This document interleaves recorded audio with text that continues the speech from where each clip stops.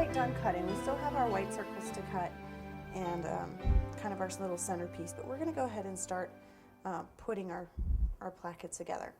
So we have our large outer square, and all I'm going to do is add some water kind of right where I know that other square is going to sit, and then centering it using the bottom, which is usually kind of the easiest way to go. Oop.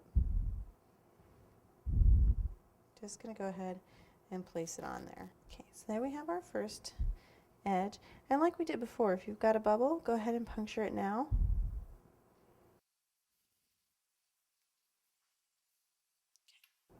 And we're going to go ahead and place our star. Now if you kind of put the pattern piece above you when you do this, it does make it a little bit easier. And I'm just going to kind of smooth those points out. Now all I'm going to do the placement here is I'm just going to put a little bit in the center because I want to be able to move this around a little bit after I place it. Okay. Now once I'm happy with the placement, because right now only the very center is kind of stuck down, just going to go and very carefully lift, use that top side of my brush just to get the little arm of the star. Now for these, you want to keep in mind, if you look at it, you'll see one side is narrower and one side's a little longer. And I'm not going to put any water down first. All I'm going to do, if you have to reshape them because for whatever reason they've gotten a little misshapen, go ahead and just start placing them so you can kind of have a general idea of where they're going to go. Okay.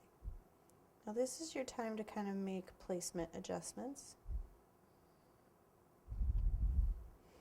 Now once again, once you're happy with where they are, take your brush, get it damp, kind of lift, add a little water, stick back down, and use your other little diamonds as kind of helpful hints for placement.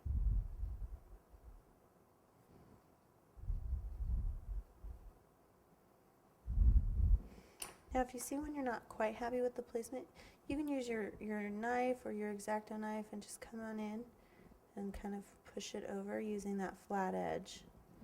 There we go. Alright. Now here we've come to kind of our final portion. You'll notice on the pattern how it said you could use this as kind of an indicator for size for your centerpiece. What we're going to do is make kind of sort of like what would be a little pom-pom, but not really, but just kind of a little center detail, almost like a little button. So I'm rolling out a piece of fondant, I'd say probably about the size of, I don't know, a really, really big pea or something about like that. And what I'm going to do is I'm going to roll it into a ball, make sure it's nice and round. I'm going to use my pattern piece. Kind of my indicator, and I'm just going to start kind of flattening it out. And you don't have to make it as big as the dot if you don't want to, but I want to make sure it's nice and round. And then what I'm going to do is I'm going to take my quilting tool and I'm just going to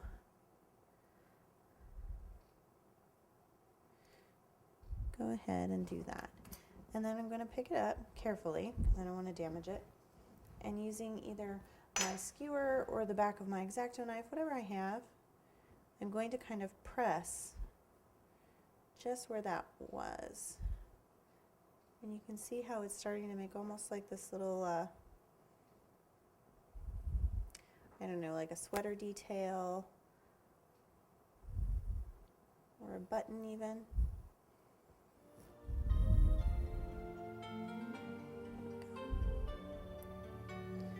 If you just want to cut out a circle and call it good, you can absolutely do that. It's just to give it a little bit more of that rustic feel. Then I'm going to add just a little bit of water and I'm going to place that right in the center.